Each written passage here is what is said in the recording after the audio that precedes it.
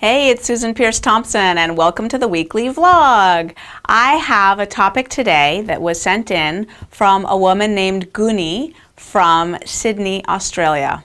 And she wants me to address the notion of the saboteur.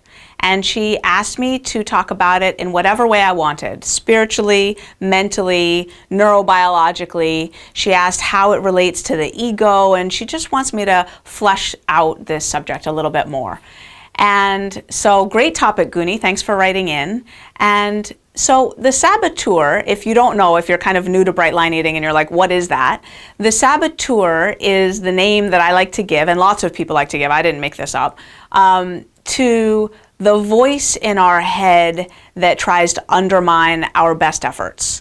The voice in our head that either is telling us that we're not good enough, that we're not worthy, or maybe is coming at us more subtly and saying, oh, this isn't the right time to get happy, thin, and free right now. This Bright Line Eating Bootcamp is such an important endeavor, and you really need to give it your best shot. And right now, you've got this going on, and this going on, and that going on, and it's just not the right time to do this right now. So maybe you should pick this up later when you can focus on it better. So, in other words, the saboteur often talks to us in a way that sounds very reasonable, and it can be hard to sometimes discern whether a voice in our head is the saboteur or something that's actually a valid point and worth considering. Sometimes the saboteur is obvious, and sometimes it's much more underhanded.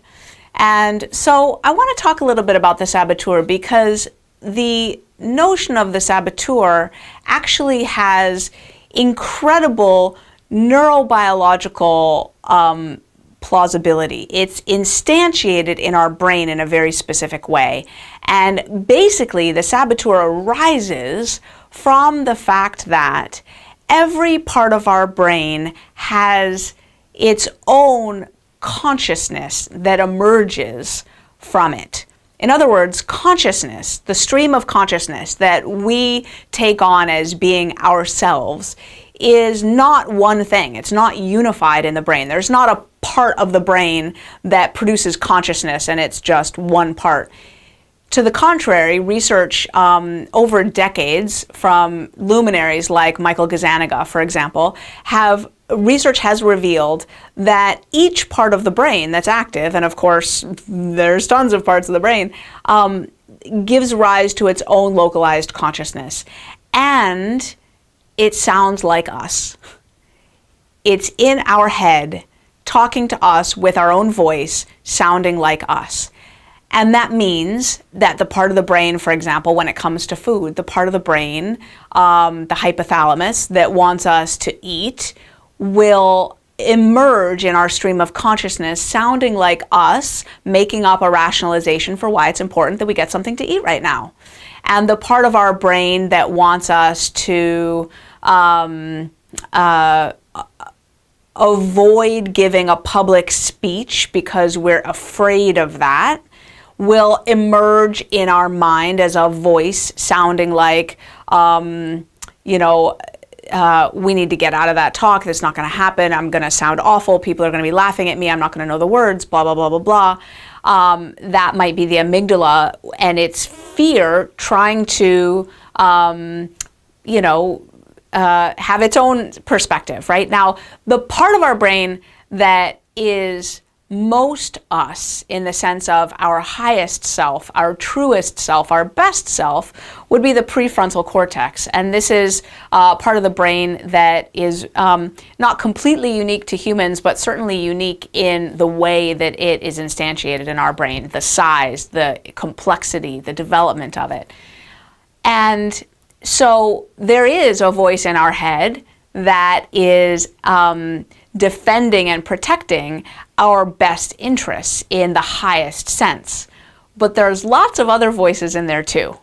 And many of them at times are the saboteur. Particularly, for example, the nucleus accumbens, when it's wired for addiction, is going to give rise to a voice that is absolutely out to get another fix at all costs. Just, I gotta find a way to get more of that. And experience shows from communities of people who are recovering from addictions, for example, people in 12-step communities, experience shows that that voice sounds very similar across people who are trying to recover from an addiction. It's very sneaky, it's very subtle, and it comes at us in ways that it thinks might work.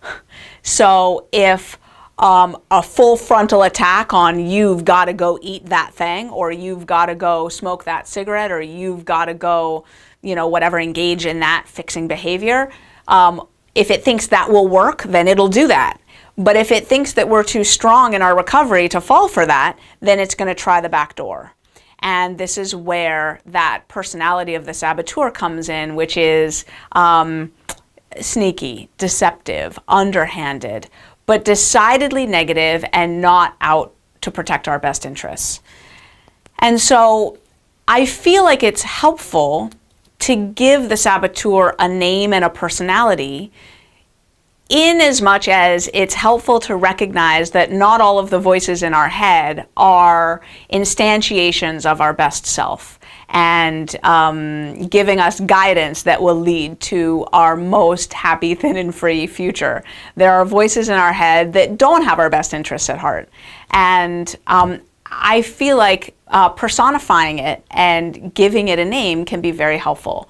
And in my experience, the more years of recovery you get under your belt, the more years away from the sugar and flour, the more years away from a cigarette, the more years away from a drink or a drug you get under your belt, the more aware you get of how your saboteur is likely to come at you. And with knowledge comes power, right? If you know that that voice in your head is maybe not one that is worth listening to, then you can develop talkback mechanisms like, thanks for sharing, saboteur, but I don't think I'm going to be following your guidance today. Or, wow, you're really coming at me pretty hard today, and I think I'm going to go make a phone call to someone who would be able to talk back at you because I'm not feeling up to it right now. Or, thanks for sharing, saboteur. I think I'm going to go into the online support community and post the nonsense that you just told me because it's really pretty crazy and I think that other people should hear about it too. And so as you personify the saboteur in your mind, it gives you the capacity then to have a response that's other than falling for its tricks. So I hope that was helpful, Goonie. It's a great question. Thanks for writing it in. And if you have a question for me that you would like me to answer on the weekly vlog, go ahead and send it in to Susan@brightlineeating.com. I'll be sure to answer it, and I'll see you next week.